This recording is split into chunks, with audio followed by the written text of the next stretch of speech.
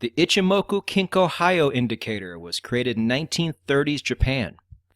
Spot Forex didn't even come about until 1996. So should we bother learning something that's this old and outdated? Usually no, but this is Japan. All right, the things they make just tend to, over time, be very well built and tend to age very, very well. So let's at least learn the basics of ichimoku, and then you can go decide for yourself. Buy me this.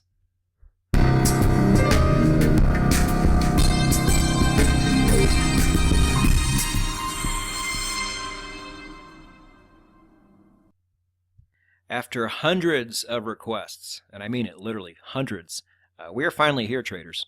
It is time to learn ichimoku, but in this video we are learning the basics. I'm going to talk about actual strategy pieces in next week's video. I think it's important we break this up into two, because those of you who've been with me since the beginning, or those of you who've been with me for a long time, understand that a lot of people are finding this channel for the first time, and they just want to learn how to trade this thing. So that's what this video is going to be about. So in this video, we're going to explain the pieces that make up the whole of ichimoku. And then once we've done that, I'm going to go over the basic instructions on how to actually use it and go about trading it. Now, there's two strategies in particular. There's several strategies overall, but there's two that I like that beginners can actually implement and use right now. And you're going to learn that in this video too. And I'm also just going to kind of go over why I think it's a good thing and a good tool for beginners to use. And I have recommended this to beginning traders quite a bit. But there's reasons why, and I think those reasons why are very important. But as always, before I make these trading videos, I often like to go see what other people's videos on the same subject look like. And as usual, they're pretty boring and tedious and not very helpful. So just understand, compared to most videos you will see on this topic, what you will not see here is other common strategies. There's a lot of different ways you can go with this. We're just going to go over two basic ways that you can use this thing, and without flooding you with all these other options. We'll talk about more options next week, but for now we're just going to go over two. Now, everybody out there who likes to trade ichimoku has different ways and theories on how all these pieces are used and how they fit into one another. I get that, but again, it's way too much to go over, especially for people who are just trying to learn this for the first time. Remember that. So I'm also going to keep my overall opinion on these pieces kind of out of the way. Like I said, we're going to discuss all of this next week as we really start drilling down into this thing. But for now, we're just learning how. And I think it's going to be a lot more helpful than most videos are. Sometimes doing the research part of this is pretty painful because I have to sit through these videos.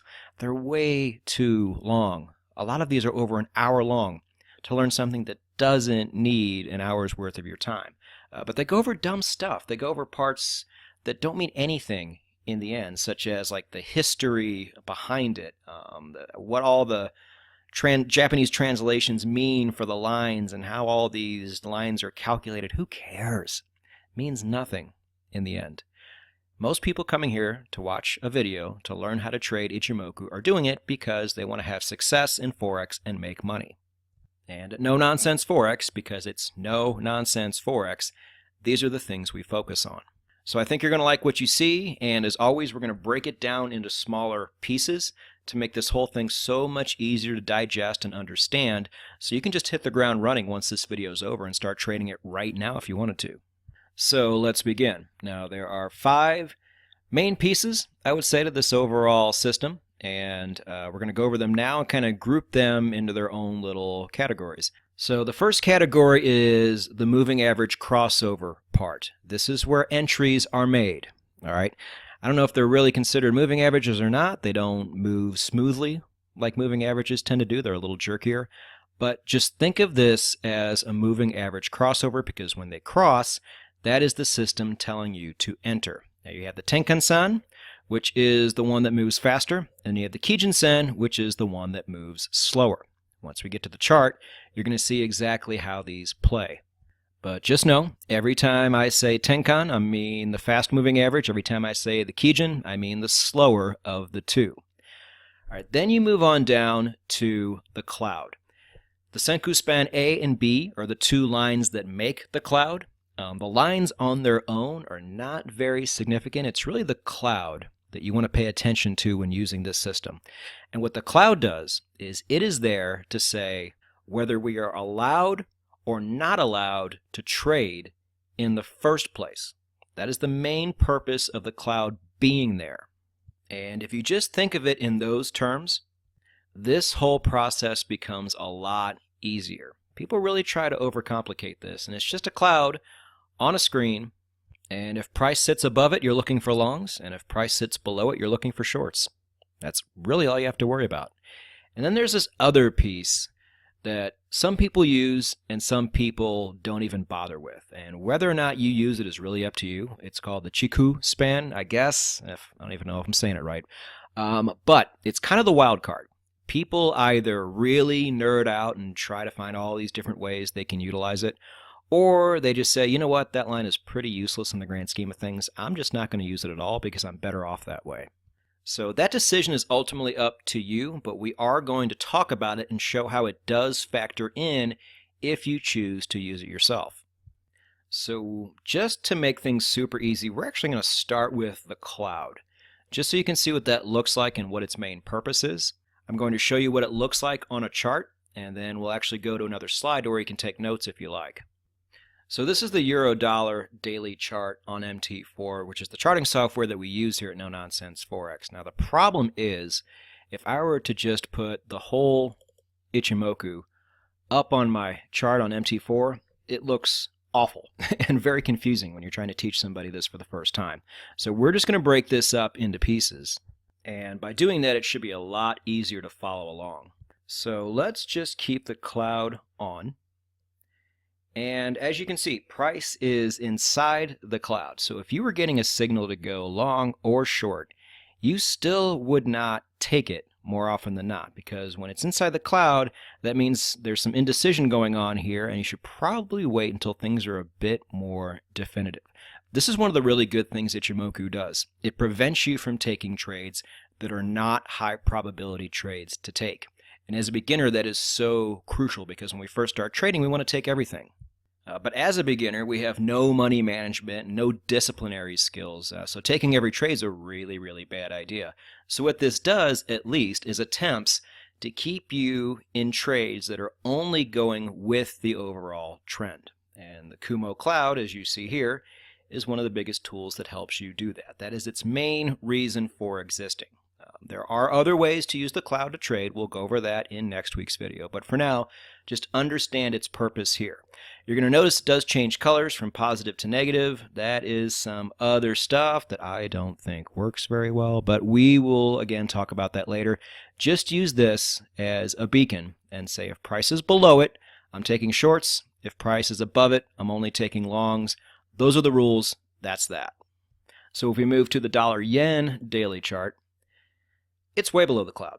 And so at this point, we are looking for shorts, and we will only be looking for short trades until further notice. All right? The overall trend is absolutely downward. We don't want to fight that. We just want to go with it because it is in our best advantage to do that. And if we get the opportunity to go long down here, we ignore it because it's just not in our best interest to do so. And that's where this cloud comes into play here. So for your notes, these are the overall basic rules of the Kumo cloud in ichimuko. If price is sitting above the cloud, only long trades are allowed. And we're going to talk about how to find those trades soon. But just know you're only allowed to take longs if price is sitting above the cloud. And conversely, if price is below the cloud, you may only take shorts and do nothing else. For some reason, price is sitting in the middle of the cloud, like you saw in that euro-dollar example. No trades are allowed. It's an indecision point. And we only want to trade when the trend is moving in one decisive direction. Now, because of these rules, this system can be a bit boring to trade because a lot of times because the rules are so harsh, you're not going to get a lot of trades sometimes. Sometimes you're going to get a lot, sometimes you're going to get almost none. So what you can do, if you're a little more experienced, is if price is actually inside of the cloud, you can take a long or a short trade if the rest of your system gives you one, but just take it at half risk. Risk half of what you would normally risk on a regular trade because the odds aren't totally against you here, but they're also not completely in your favor. So if you have a good entry system, you can go ahead and use it inside the cloud if you really want to, and you've had a little experience in the past with this, but do it at half risk. It's in your best interest, trust me. So those are your basic rules of the Kumo cloud. So now that we've covered this part here, let's cover this part up here, because this talks about where and how you actually make those entries. You have the faster moving average, and you want it to cross the slower moving average. So let's talk about this and let's take a look at this. So we're back on the charts, and this time we're on the euro yen. I just wanted a cleaner example so this will be easy to see for you. But we got the cloud on. Now we're going to go ahead and add those two other pieces to see how they cross each other and how we determine where our entries are going to be. So we pull this back up, and this is the Chiku span. We still don't want that to show. But this here is the Tenkan-sen, and this is the Kijin. From this point on, every time I explain this in a video, the Tenkan is going to be red, the Kijin is going to be blue. Actually, let's make it a lighter color. Keep it blue, but make it aqua blue so it pops a little better. I know some of you guys are watching this on your phone, and these lighter colors just tend to show up a little better. So we do that, and then once we hit OK, here they are. So you're going to notice the red is definitely the faster of the two, and it crosses the slower at certain points. And that's this indicator telling you where your entries are. Now that doesn't mean you just blindly enter every one you see. The cloud has to come into play too. And on this chart, we are going to talk about an exception to the rule that we haven't really come across yet. So there's another good reason I put this chart up. So let's take a look. You see right here the red crossing up over the blue. So this is a long signal. Problem is, price is well below this cloud. This is not an entry. All right? In the basic discipline, we're going to follow the rules to the letter style of ichimuko. Even though it eventually went up, took a while, but it did go up, this would not have been a trade. So you don't even worry about this. All right? Now, here's something interesting. Over here, the very next entry you saw was the red crossing down below the blue. But price was actually going long above both lines. Doesn't matter. If we were doing this to the letter in beginner's mode, we only worry about the fact that this crossed down, but price was over the cloud, so this would not have been a trade either. All right? Over here, price was inside the cloud, and this didn't cross until this candle was finished. So if you would have taken this trade, and you're being a little more laxed on the rules, and you said taking trades inside the cloud is okay, you would have entered right here. Let's see how many pips that would have maxed out as. About 100 pips. So depending on where your take profit was, that could have been a win. It may not have been. But then a true signal occurred. And that was the very next one. You see the red cross down below the blue, which indicates a short, and price just happened to be below the cloud. So that is an absolute entry. I think you'd have entered right about here. And needless to say, that would have been a very nice trade. So discipline is your friend here. It kind of knocked you out of a winner. Here was a bit confusing. This was a small win. That's fine. You're worried about these really nice big wins. This is what you want to put in your pocket, because as a beginning trader, you're going to be taking quite a few losses where you probably won't be taking as many later on down the road. So you really want to jump on the chance to get trades like this, because even though all these pips might not go in your pocket, they're going to be able to absorb a lot of losses down the road. And if you are using smart discipline, you are going to do everything in your power to pass up on trades that have a higher probability of losing and participate in trades that have a much higher probability of winning. And this Ichimoku Kinko Hayo system of indicators is designed to put you in those winning situations and keep you out of those other situations where the probability of losing is greater. Now, part of having discipline is being able to look back, and even at these trades that would have made you money, probably, understanding that, you know what, in the end, these were not the most optimal trades to take, Ichimoku has my best interest in mind, and if I just wait it out, I can get into the really good trades when the opportunity presents itself. Now, it might be kind of boring, but at No Nonsense Forex, we advocate you trade all 28 combinations of the 8 major currencies. So because of that, there is a much greater chance that on any given day, you will have the opportunity to enter a trade.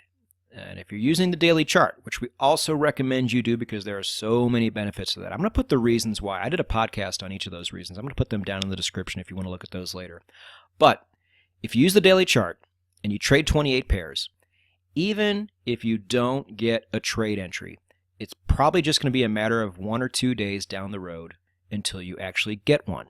And that's good too, because this also promotes discipline and it prevents you from over trading. Smart, profitable traders do not force trades that aren't there. They wait until the right opportunity presents itself, and then they strike. And that's how it's done. So for your notes, here is what you do. When the Tenkan crosses upward over the Kijun and price is over the cloud, you now have the green light to go long. On the other side of things, when the Tenkan crosses the Kijun downward, when it crosses over and below the Kijun, and prices below the cloud, this is where you go short. And these are the main rules of entry for basic Ichimoku trading. Now, before we even talk about that fifth part, that wild card line that some people use and some people don't, I want to highlight one other piece of this that I think is going to serve beginners very well. And that is the fact that money management, in a way, is already built into this thing. All right? So traders, for losses, always have a stop loss at play. Never enter a trade without having a stop loss somewhere. And if you're confused as to where to put that stop loss, I'm going to include a link for my risk video down in the description as well. It'll tell you exactly how to do it and give you a really good structure on how to figure out your risk and put the stop loss in a really good place every time. So for losing trades, make sure you have that there. But for winning trades, like your trade's winning, now what do you do? How long do I let this thing go? How would I even know how long to let it ride? Well, what you can do if you want, and it's really not a bad way to go at all, just let this winning trade run until price finally crosses and closes beyond the Tenkan the other way. So I'll show you what this looks like. So here on the Aussie dollar daily, got a lot of noise, a lot of trades we didn't really want to take until right here. So you finally saw that separation where the Tenkan had closed down beyond the Kijun. So that would have been, let's see, right here it looks. All right. So you enter short here and you get this nice run. Now, while this is going on, you don't have a crystal ball to see how far it's actually going to go for you. So you need something to say, okay, once this happens, you get out of this trade. And right here, where price finally crossed and closed above it, is where you would have gotten out. Now, you're never going to get out the bottom. Don't ever think you're going to. That's just not how Forex trading is. But you need a reasonable place, because if you would have waited longer and hoped that this trade would have gone down even further, you'd have ended up losing more profit. So this is good. This is what you want. You want a place to say, okay, price is now probably going to go the other way for a bit, or it's going to stall out. Now is a good time to exit and move on to another trade. And all told, there's over a 100 pip move on the Aussie dollar. Most people would have gotten profit out of that. But if you currently do not have a system for managing winning trades, you could do a lot worse than this. This is pretty good, especially for beginners. And incorporating it into your trading means you just have one less thing to worry about. All the crazy emotions we have swirling in our head once we're in a really great winning trade can be overwhelming. And sometimes we just need someone or something to tell us, okay, let me know when this trade's over so I can close it out. And that is what Ichimoku can do if you know how to do it right and if you allow it to do its job.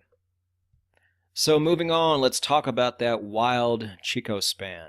This is that fifth piece of the Ichimoku puzzle that we have yet to talk about. So all it is, it's not any more complicated than this. 26 candles behind where price is right now. All you do is plot a point at the exact price that you have right now. And you just do that every single time there's a new candle. And then over time, a line will connect those points, and you have the Chiku span. Now, if that's confusing and you don't understand what it looks like, let's go take a look at it before we go too far into this slide. So I'm here back at the Euro Yen, but we're on the weekly chart. I had to find a situation where we are just about to get a trade, so we can check the Chiku span to see if it allows us to do that. So as you can see right here, I'll zoom in to make it easier. We are going to wait for this candle to form. And if after it forms, this red, the Tenkan, has crossed below the Kijin, we have a short trade because price is also below the cloud. Now, if we wanted to add one more layer of discipline and security onto our trading, we can go ahead and add the Chiku span here if we wanted to. So we'll go ahead and make it yellow, nice and bright, and just add it on. So like I said, 26 candles behind price. Price is right here on the line, and if you just go 26 candles back, you will have this. And this was the case yesterday and 26 days before everything else. That's all it does. It just traces that point in time, 26 candles before where price is right now. That's it. So how you would use it is you would also say, hey, where is the Chiku span? I want to go short. It needs to be below the cloud as well. If it's not, I'm not going to take this trade. But in this case, it absolutely is. It's right here. The cloud is way up there. It's well below the cloud. We're going to wait for this candle to close at the end of the week, and when it does, if all things remain where they are right now, we officially have a short trade on the Euro-Yen weekly chart, and we are allowed to enter it. You will run into situations where the Chiku span is hiding inside of the cloud, like probably right here. You probably have the Chiku span more inside, or sometimes it might even be above the cloud. And if that's the case and you're trying to take shorts, you are not allowed to trade. That's going to knock you out of some good trades sometimes, but at the same time, it might also keep you out of really bad trades. Now, if you really want to nerd out, there's a lot of other ways to use this thing, but the basic way to use the Chiku span when trading basic Ichimoku strategy is this right here. We not only want to trade trends, we want to trade trends that have been trends for a while, and that's where this line comes into play. So for your notes, just know it's completely optional. A lot of people don't use it at all. Some people love it. Totally up to you. But if you're using it, it must be above the Kumo cloud if you are allowed to go long. And it must be below the cloud if you want to go short. If it is not, you pass on the trade. But it is yet another piece of the Ichimoku puzzle that is there to help prevent you from taking trades that are not completely optimal trades to take.